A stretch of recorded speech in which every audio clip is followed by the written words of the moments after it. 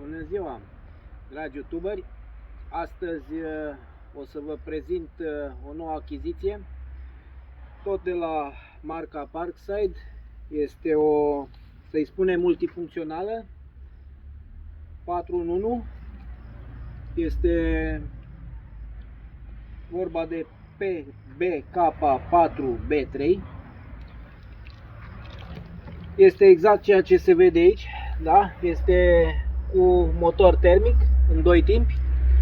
Este o multifuncțională care conține un trimmer de iarbă cu fir, un trimmer cu disc, un trimmer pentru gard viu și, foarte interesant, un fel de mini ferăstrău.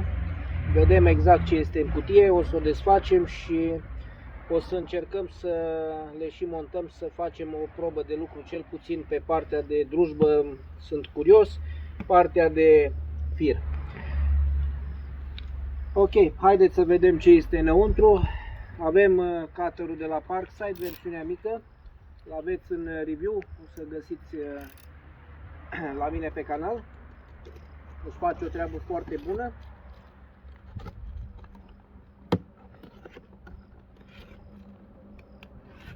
Ca și preț de achiziție foarte interesant, l-am prins la un preț foarte bun, doar 500 de lei, 499 sau ceva de genul, redus de la undeva 700-900 de lei. Interesant, în unele magazine era redus, în altele deloc. N-am înțeles care a fost promoția, probabil vreau să scape de stocuri.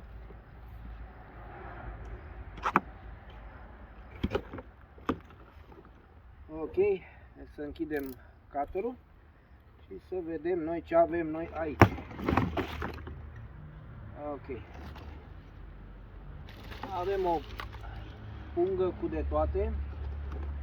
Ce ne interesează cel mai mult și cel mai mult. Să vedem ce este în cutii. Eu sunt curios. Și asta este scula principală.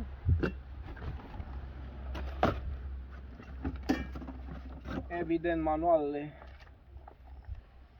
care o să ne spună tot ce avem de făcut. Bun, deci cam asta este ce se vede, da? Parkside 4 în 1 Multitool PBK4B3, da? Aici le aveți desenate cam tot ce face. Și mai aveți și pe lateral.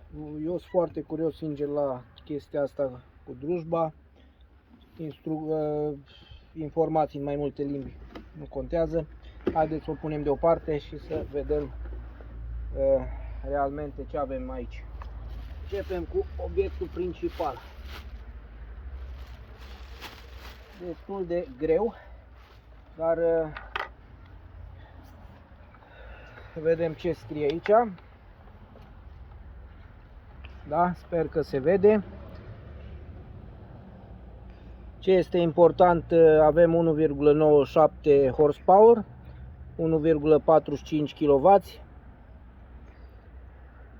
și așa mai departe. Vedem ce știe să facă.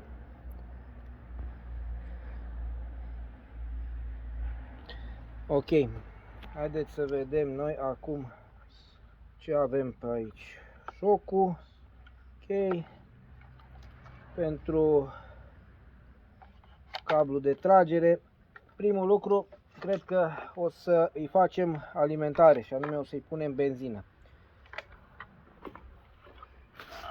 Pentru benzină, din ce văd eu, au dat un recipient de plastic în care o să faceți combinația. Combinația eu deja am făcut-o. Din ce văd, se dă și un ulei pentru combinație. Dumneavoastră puteți folosi ce ulei vreți pentru motorul de 2 timpi. Ok. Se pare că are și o mică trusă de scule. Vedem ce este în trusa de scule. Ok, cheia de bujie, un imbus, încă un imbus și cam asta este. Noi bănuiesc că o să folosim mai puțin lucrurile astea. Cheia de bujie vine și cu o șurubeliță dreaptă. Bun, cum spuneam, amestecul de benzină este făcut. Găsiți pe internet diverse rețete. Eu am preferat la 1 litru de benzină să folosesc amestecul de 20 ml de ulei. Repet, în 2 timpi. Deci să vedem, să o alimentăm puțin. Încercăm chiar cu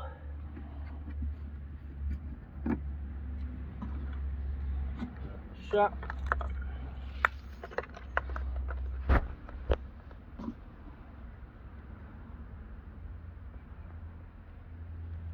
Culoarea roșie provine de la uleiul care l-am folosit. Eu am folosit un ulei de la Ruris pentru 2 timpi.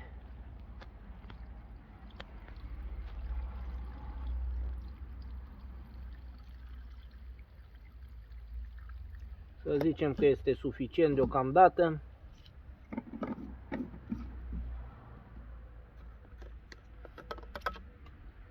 Închidem. Și cel mai important lucru, să vedem dacă și funcționează. Haideți să vedem ce are aici așa.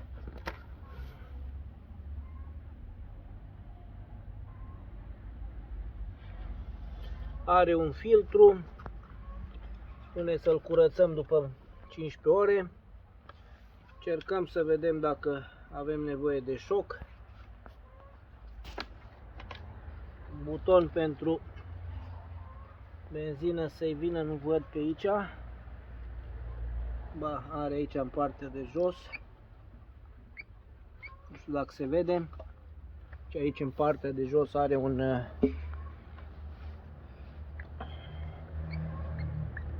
pentru armare manuală cu benzină. Uitați cum suie benzina.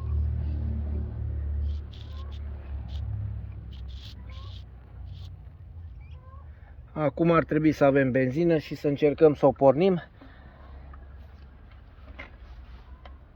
Aici are un buton, îl punem pe 1.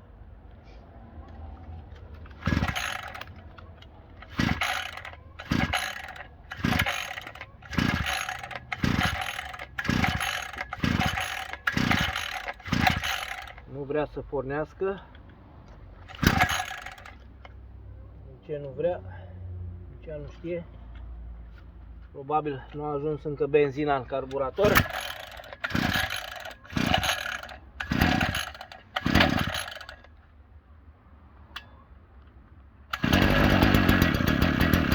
Ok, cam asta este.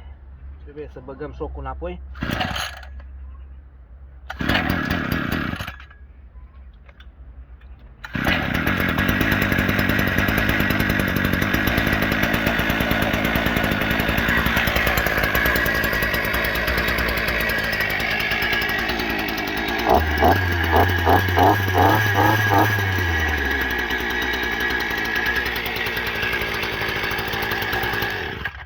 De aici l-am oprit, da? O chestie foarte simplă, utilă. Îmi place la prima vedere cum sună, cum merge.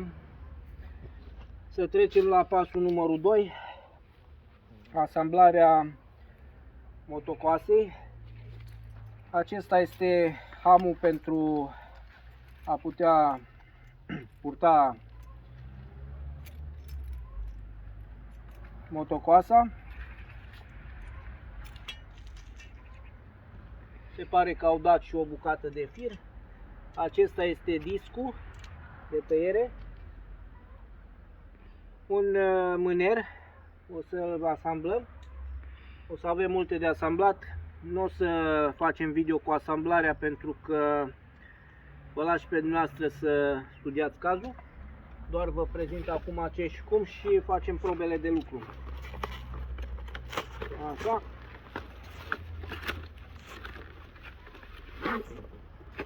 Aceasta este o protecție, da?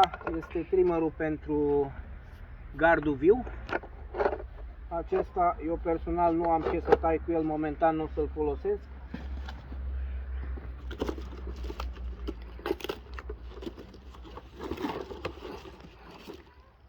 Ok, asta după cum arată pare să fie un element de la drujbă.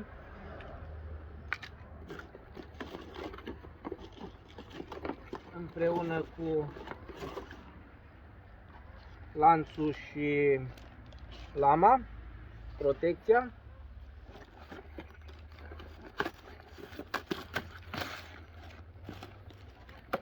Și aceasta este partea de cositoare, da? Și așa mai departe, care va trebui să o asamblez și pe ea. Să le punem aici într-o parte.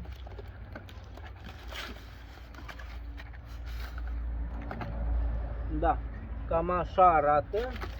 Cam asta se află în cutii. O, da, foarte interesant. Vine și cu ochelari pentru protecție, da? Sunt ochelari nu de soare, acum bate soarele aici. Ce mai avem? Cam asta, apărătoarea de la disc, de la tăiere. Bun, haideți să oprim un pic video, o să revenim imediat după ce facem asamblarea celor 4 ustensile de lucru. Asamblarea a fost făcută, au rezultat în urma asamblării discul care am spus pentru tăiat pomișori.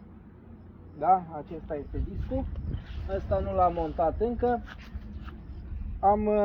Asta nu necesită asamblare, singura chestie care e demnă de luat în calcul, are un reglaj pentru ca să poți să tai în diverse unghiuri, da? O chestie foarte simplă, nu avem nicio treabă cu absolut nimic. Partea de drujbă, da, aici este o chestie care am omis să spunem în prima fază, și anume uleiul care vi-am spus că e pentru amestec, nu e pentru amestec, este pentru uns lanțul. Concluzie, trebuie să-l băgăm în recipientul pentru ulei. Am să-l bag chiar acum.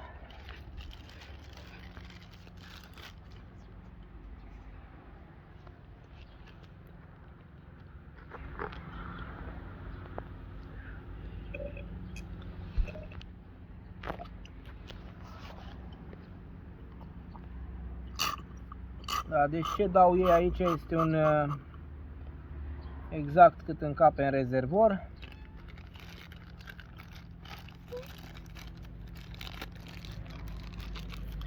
Te rog să filmez cum trebuie, să se vadă ce facem.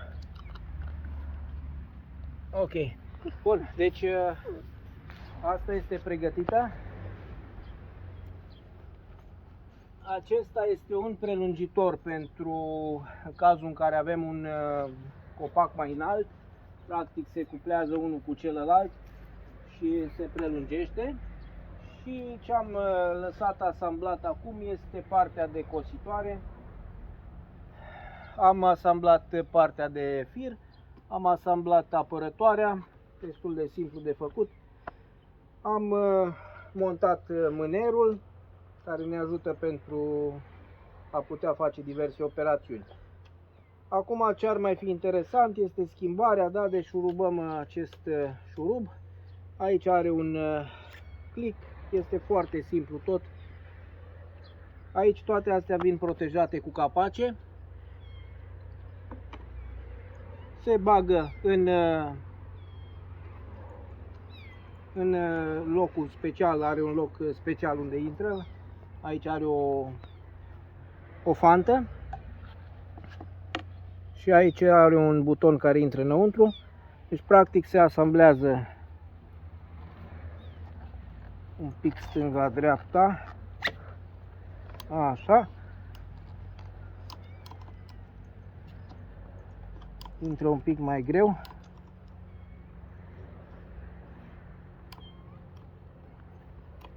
Chiar prea greu.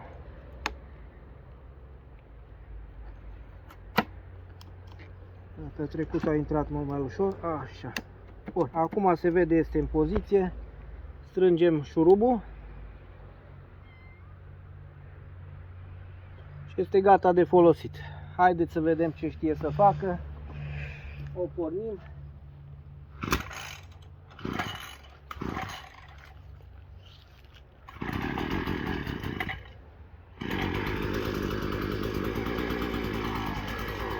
Aici l-am montat inclusiv hamul, da, sper că se vede. Are o cataramă și agață aici. Ea este gata de folosit.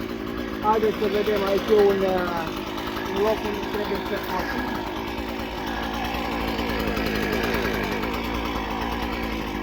Uite aici, așa e perfect.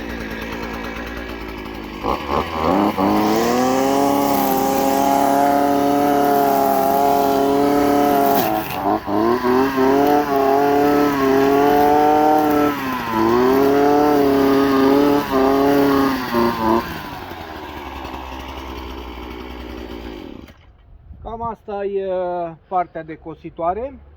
Acum o să o dăm jos și să încercăm să vedem partea de drujbă, ce știe să facă.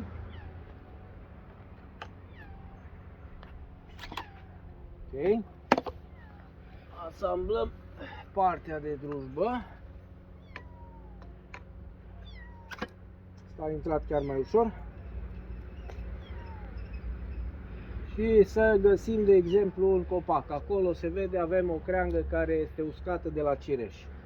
Să mergem să o executăm. Pornim.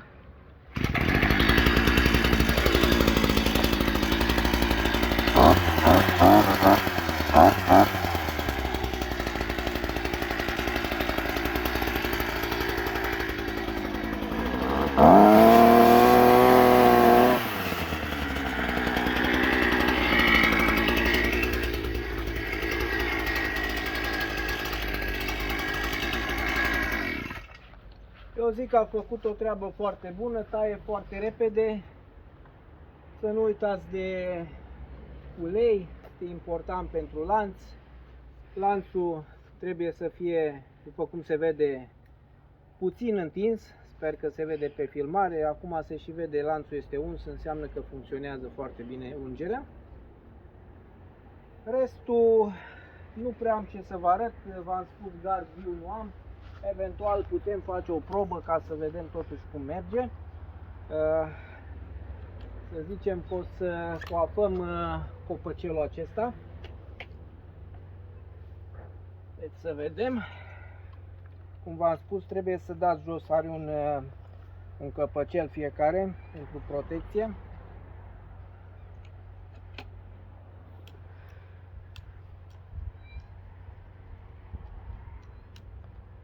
Are un sistem foarte interesant. Drujba a intrat din prima, asta nu vrea. Posibil să aibă legătură cu asta, nu pot mișca.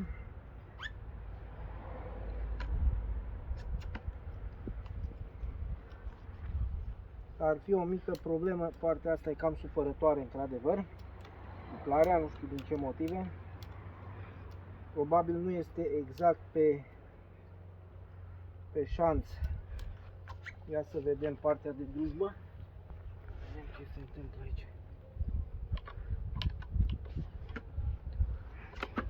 Da, asta intră din prima. Interesant.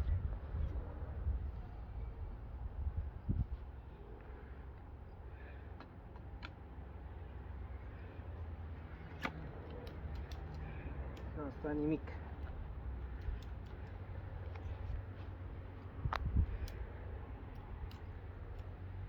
Facem o șmecherie să vedem dacă are vreo legătură. Pornim drujba. Adică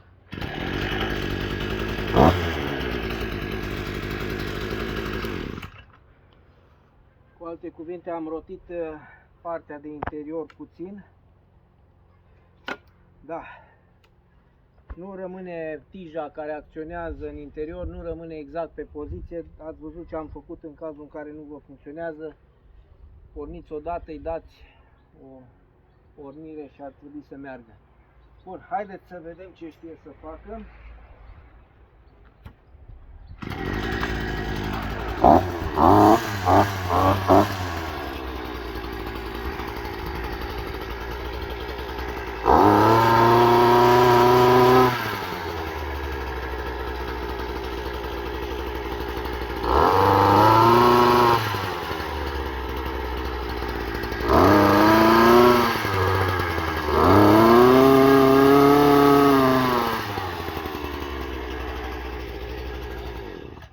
Cam despre asta e vorba, doar că folosit pe gard viu, nu la ce am folosit eu. Nu folosiți la crengi pentru că o să o stricați. Bun, cam aceasta este această unealtă multifuncțională. Mie îmi place, prețul de achiziție e foarte bun. Sincer, în afara faptului că are o mică problemă legată de cuplarea elementelor, în rest nu pot să spun, îmi place. Și ce nu mai îmi place un pic, dar o să vedeți și dumneavoastră, probabil trebuie să-l mai adaptez, acest ham are un pic de joc, va trebui să mai strâng din diverse poziții ca să vină cum trebuie. Mie îmi joacă un pic, e prea larg. Bine, oricum, cu acestea fiind spuse, o să îi dau notă de trecere, o să o folosesc, sper că mult și bine, să nu se strice. Și deocamdată vă mulțumesc pentru răbdare și sper să vă fie de folos acest video. Mulțumesc frumos și ne vedem cu următorul. La revedere!